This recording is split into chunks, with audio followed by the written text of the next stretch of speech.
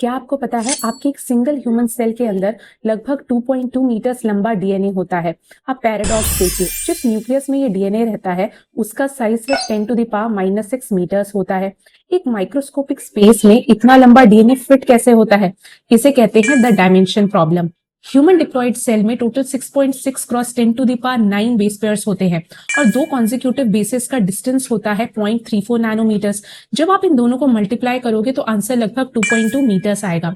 अब एक और नीट का सुपर इंपॉर्टेंट फैक्ट, अगर इकोलाई के डीएनए की लेंथ है 1.36 मिलीमीटर तो उसमें कितने बेस पेयर्स होंगे? डायरेक्ट आंसर याद रखना, 4.6 क्रॉस 10⁶ बेस पेयर्स। नीट में ये डेटा बार बार पूछा जाता है। इतने बड़े पॉलीमर को माइक्रोस्पेस में फिट करने के लिए ही होती है डीएनए पैकेजिंग। क्या आपको पता है कि बिना किसी न्यूक्लियस के भी बैक्टीरिया अपना सारा डीएनए परफेक्टली पैक रखते हैं? आज बात करते हैं DNA packaging in prokaryotes. Prokaryotes जैसे कि इकोलाई में वेल डिफाइंड न्यूक्लियस नहीं होता, लेकिन इसका मतलब ये नहीं है कि उनका डीएनए पूरे सेल में कहीं भी बिखरा पड़ा रहता है। प्रोकैरियोट्स में डीएनए एक स्पेसिफिक जगह पर कॉन्सेंट्रेटेड रहता है, जिसे हम कहते हैं न्यूक्लियोइड। अब इसके पीछे की केमिस्ट्री को समझिए। डीएनए पर नेट नेगेटिव चार्ज होता है उसके फॉस्फेट ग्रुप्स की वजह से। क्योंकि प्रोकैरियोट्स में यूकैरियोट्स की तरह हिस्टोन प्रोटीन्स बिल्कुल एब्सेंट होते हैं, इसीलिए इस नेगेटिवली चार्ज डीएनए को होल्ड करने के लिए यहाँ कुछ special positively charge non histone basic proteins काम करते हैं। ये पॉजिटिवली चार्ज प्रोटीन्स डीएनए को बड़े बड़े लूप्स के फॉर्म में इकट्ठा करके टाइट होल्ड करके रखते हैं। टू रैप अप, प्रोकैरियोट्स में हिस्टोन्स एब्सेंट होते हैं, डीएनए न्यूक्लियोइड में मिलता है और बेसिक प्रोटीन्स इसे लूप में पैक रखते हैं। क्या आपने कभी सोचा है कि आपके सेल में 2.2 मीटर्स लंबा डीएनए एक माइक्रोस्कोपिक न्यूक्लियस में कैसे फिट हो जाता है? चलिए समझते हैं DNA packaging in eukaryotes.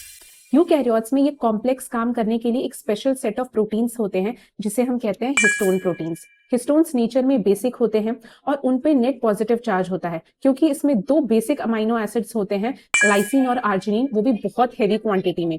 Total 8 histone molecules साथ मिलकर एक यूनिट बनाते हैं जिसे हम कहते हैं हिस्टोन ऑक्टोमर। अब इस पॉजिटिवली चार्ज हिस्टोन ऑक्टोमर के ऊपर negatively charge DNA helix wrap होता है और इस पूरे स्ट्रक्चर को हम कहते हैं न्यूक्लियोसोम। एक सिंगल न्यूक्लियोसोम के पास डीएनए के टोटल 200 बेस पेयर्स होते हैं। जब हम इलेक्ट्रॉन माइक्रोस्कोप में क्रोमैटिन को देखते हैं तो ये न्यूक्लियोसोम हमें बीड्स ऑन अ स्ट्रिंग यानी कि धागे में मोती जैसे पिरोए हैं वैसा दिखता है। कि एनसीईआरटी का एक छोटा सा न्यूमेरिकल आपको नीट में पूरे 4 मार्क्स दिला सकता है। चलो समझते हैं। एक सिंगल न्यूक्लियोसोम 3 चीजों से बना होता है। सबसे पहला हिस्टोन ऑक्टोमर कोर, दूसरा उस पे रैप्ड डीएनए और तीसरा H1 हिस्टोन जिसे हम लिंकर हिस्टोन भी कहते हैं। अब आते हैं सबसे इंपॉर्टेंट कैलकुलेशन पर। एक टिपिकल न्यूक्लियोसोम कोर के ऊपर 300 base pairs of DNA wrapped होता है।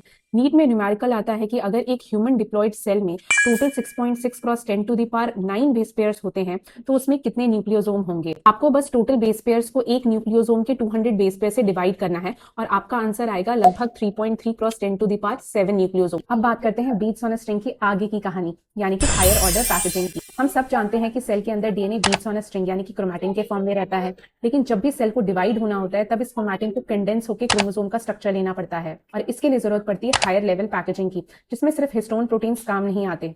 यहाँ पर एंट्री होती है एक स्पेशल सेट ऑफ प्रोटीन्स की जिसे हम कहते हैं non histone chromosomal proteins. NEET के पर्सपेक्टिव से ये नाम बहुत ज्यादा इंपॉर्टेंट है। तो याद रखना कि बेसिक पैकेजिंग के लिए हिस्टोन चाहिए, लेकिन हायर ऑर्डर पैकेजिंग के लिए हमें चाहिए नॉन हिस्टोन क्रोमोसोमल प्रोटीन्स। अब एक important concept, higher order condensation के टाइम पे क्रोमैटिन 2 रीजन्स में डिवाइड होता है, यूक्रोमैटिन एंड हेट्रोक्रोमैटिन। क्या आपको पता है कि आपके न्यूक्लियस के अंदर क्रोमैटिन 2 अलग अलग स्टेट्स में प्रेजेंट होता है? इसमें से एक एक्टिव होता है और दूसरा बिल्कुल सोया हुआ रहता है। चलिए समझते हैं difference between euchromatin and heterochromatin. पहला डिफरेंस है इनकी पैकेजिंग का। यूक्रोमैटिन न्यूक्लियस में बहुत लूजली पैक्ड होता है, इसलिए माइक्रोस्कोप में देखने पर यह बिल्कुल लाइट स्टेन दिखता है। वहीं दूसरी तरफ हेट्रोक्रोमैटिन बहुत डेंसली पैक्ड होता है, इसलिए ये बहुत डार्क स्टेन लेता है। अब बात करते हैं नीट के इंपॉर्टेंट कॉन्सेप्ट पर, जो है इसकी एक्टिविटी।